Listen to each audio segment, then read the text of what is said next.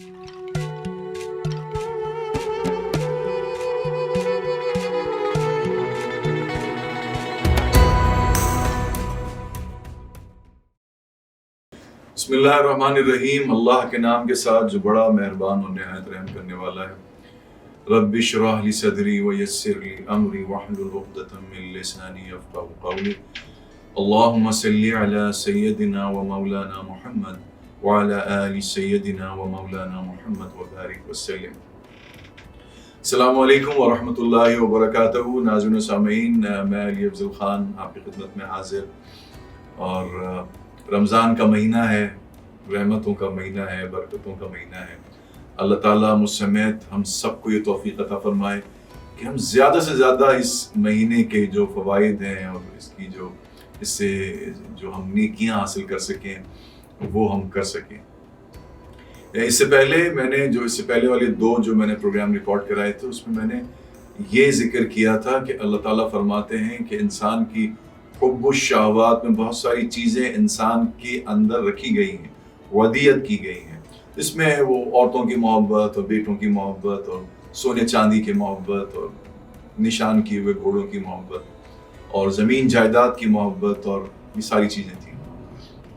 और फिर हमने ये जाना था कि ज़ालिका मताउल हयाती दुनिया, अल्लाह ने फरमाया कि सब जो मता है ये दुनिया की मता है।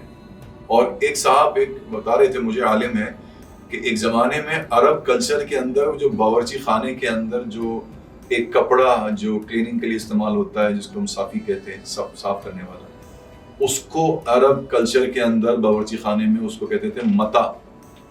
यानी इतनी बेकार और इतनी एक बेकीमत चीज़ थी, बिल्कुल ही जिसकी कोई हैसियत ना हो, उसको कहते थे मता।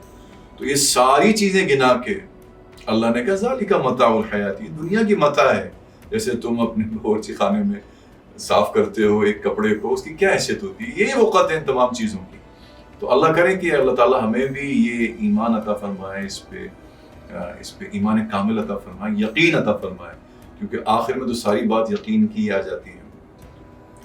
तो जनाब, अब सवाल ये है कि जो सारी चीज़ें अल्लाह ताला ने हमारी साइकी में रखी हैं, ख्वाहिशात नफ्स में रखी हैं, क्या इनका हुसूल गलत है? नहीं, बिल्कुल गलत नहीं है। हाँ, हमारा तरीक़ा कार गलत है।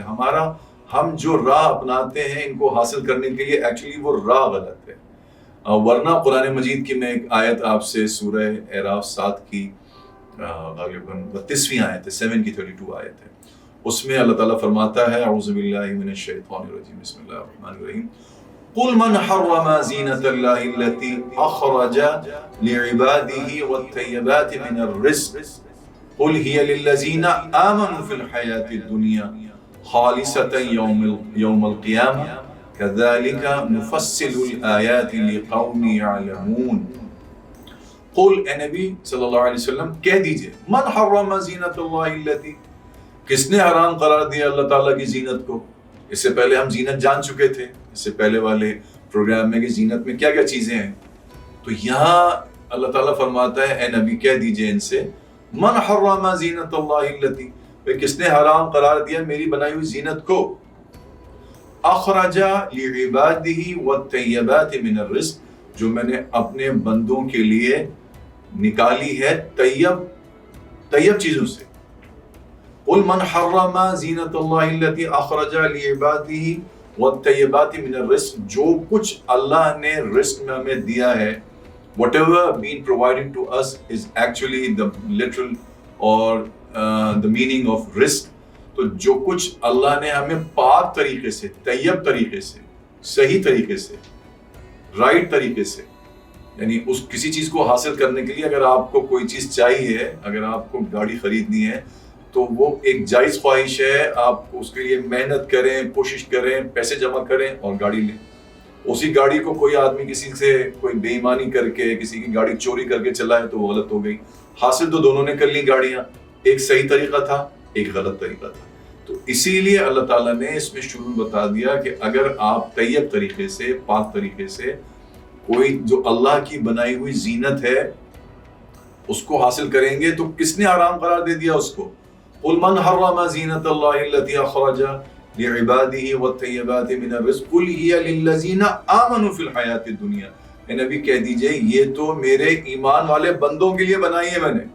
لیجئے صاحب، یعنی یہاں پہ تو ساری جتنی اللہ کی بنائی ہوئی زینت ہے جو اس سے پہلے ہم جان چکے ہیں سورہ آل عمران کی 14ویں آیت میں کہ من النساء والبنین والقناطیر المقنطرۃ من الذهب والفضة والخیل المصومۃ والانعام والحرث، اور عورتوں کی محبت ہے، تمہیں بیٹوں کی محبت ہے، تمہیں سونے چاندی کی محبت ہے، تمہیں نشان کیے ہوئے گھوڑوں سے محبت ہے، تمہیں بی ایم ڈبلیوز اچھی لگتی ہیں، تمہیں مرسیڈیز اچھی لگتی ہیں، تمہیں رولز رائس اچھی لگتی ہیں، تمہیں فراری اچھی لگتی ہے، اور تمہیں زمین جائیداد کھیت کھلیان مویشی یہ سب تمہیں اچھے لگتے ہیں.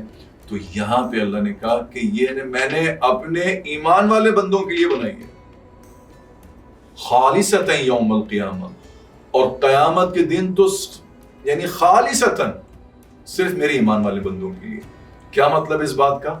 اس دنیا میں تو ویسے تو اللہ تعالیٰ نے فرما دیا کہ یہ ساری بیوٹیفل چیزیں، یہ ساری زینت کی چیزیں میں نے بنائی اپنے ایمان والے بندوں کے لیے ہے، اور قیامت کے دن ان تمام چیزوں کو خالص کر دیا. اس کا کیا مطلب؟